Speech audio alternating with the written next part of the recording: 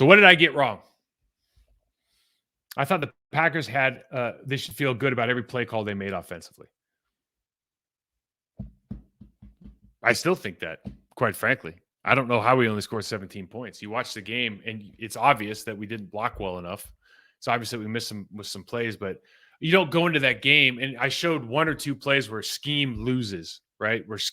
Where they out scheme you, but it's not happening very often, right? And I've said this before. You lose if you're 70 plays in a game, you lose 7, 9 of them on scheme, and you lose, the other 60 of them are determined, or 70, or what is it? Whatever my math is, 60 some odd are determined on one-on-one matchups. You know, does the quarterback get pushed off the spot because somebody got beat? Does the wide receiver take a bad cut? Does the linebacker track the ball carrier poorly? Like it turns into like, can I win my 1v1 stuff? And so you're not going to see a ton of that. You should feel good about all the stuff you ran this weekend. That was what we thought coming in as an inferior opponent from a defensive perspective. So very, very, tough, tough sledding out there. My keys to victory: number one, spy Wilson, and we kind of showed it with the way that the pass rush plan. You didn't need to spy him. He only ran once for 21 yards. It was a critical play in the game, but we wanted to corral. And so you didn't get the pass rush that you wanted. You certainly didn't see the sack numbers that you thought you would see. Interior rush was not there at all. And it's, quite frankly, I hate playing. I personally hate seeing ball that way. I hate it. I understand why teams do it, but I hate it. The number two thing was take advantage of our linebackers looking in the backfield with under center play action and in cuts. We didn't see a lot of it. And I don't know if you couldn't get the offense going or they're trying to run the ball. We just didn't see a lot of under center play action. We just didn't see a lot of some of the stuff that showed up on tape as far as challenging their secondary. We didn't put in those situations. And then the third was close the door shut when you get your chances, because of Russell Wilson being able to come back and make plays. We had the Broncos on the ropes, obviously, and Russell has the big 21-yard scamper, and they get the field of the goal, head field goal, and then we end up turning the ball over. But you're certainly in the game till the end. And unfortunately, in these situations, you should feel pretty good about having the ball in Denver, driving to kick a game-winning field goal. You had time. It's just offense isn't clicking right now. And that's the way the ball bounces. So we got a couple things I wanted to go through as far as areas of opportunity that for next week. Offensively, offensive line, I think, has to play better, more consistently. And some people are going to point to the numbers and go, oh, listen, I only tell you what I watch. They just got to play better against that team. You go play against a really good team, it's going to be tough sledding. And I showed some good plays on there, and there's some good plays to be had. You just need more of it. We have to tackle. I think we're double-digit missed tackles. It felt that way even when I was showing the film. It feels like you're double-digit missed tackles. Have to improve the communication in the secondary. And then I think maybe most importantly, and this has been up there for 4 weeks now, less than 20 points has to win. If you give up less than 20, you got to win the game.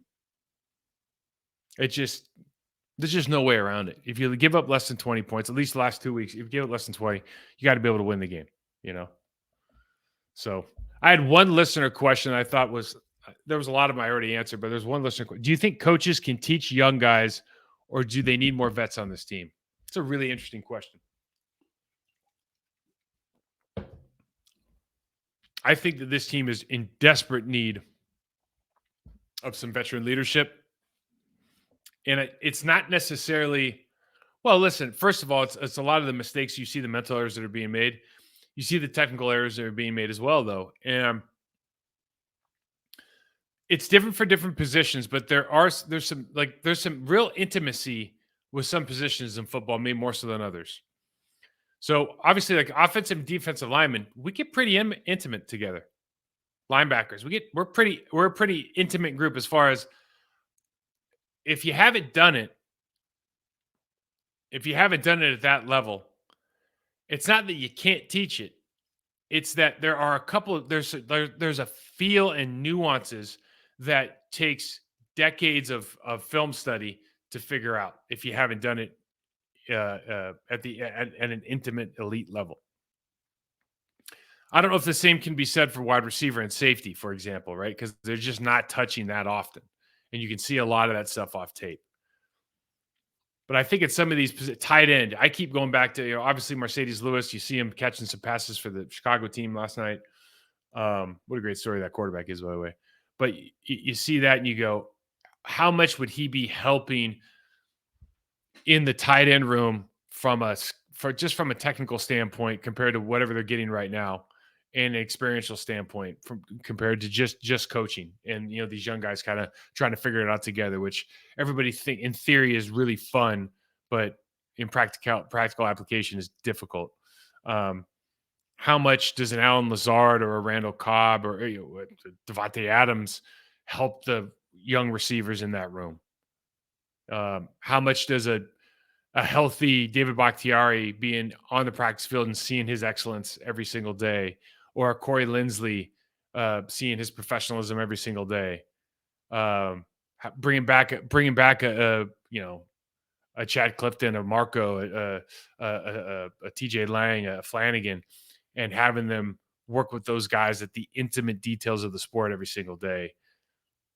There's a lot of value there. I think sometimes we oversimplify. We like to oversimplify things especially when it comes to what can be coached and what can be taught, etc. I think there's a lot of value in having guys. I know that Jeff Dellenbach, Frank Winters taught me more than any coach in my time in Green Bay, and that was that first year certainly. So, for what it's worth, how do they rebound from this? I think they got the Vikings next week. They're coming out. They're going to play tonight. And before we get into that game, I just, for me, when you look at the totality of the season, I think you're 2-4, and you don't look good, and you're doing some things well, but they're just consistently doesn't feel like it feels like you watch some elite level teams offensively and defensively, and it doesn't feel like we're trying to do the same stuff. Not that everybody has to be the same, but whether it's the speed of play, whether it's the ingenuity of of the scheme, whether it's just the details of execution, it doesn't look like we're on the same status level, whatever, as some of the really good teams. You watched the Miami Eagles game last night. Like at every level, they're playing a different brand of football, right? Offensive, defensive line, certainly. Quarterback, certainly. That part of it is tough. And how you get from here to there, we knew this was going to be a growing pains thing, but it goes back to question 5 of the bye week. Do we have everybody in the building, from decision making to coaching to personnel to players? Is it the right people to get this team turned around? And do you see at the end of 2023 and going into 2024, do you see this as a team that can compete for division championships, for conference championships, for Super Bowl? Because that's been the standard for so long. I think it would be difficult to really regress and go the New England Patriots, a la missing Tom Brady. All of a sudden they're 3 years removed, and it looks like they won yesterday, but it's been pretty dour there. So those are the questions that somebody smarter than me can answer. Until then, we will have a preview on Thursday. So be sure to check that out. If you're enjoying these shows, please subscribe, rate, and review to the channel, Process to Perform, on YouTube.com.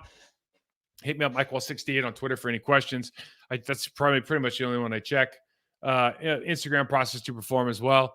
But have a great weekend, or a great week, guys, and we'll get back to more Green Bay Packers stuff here in the next couple of days.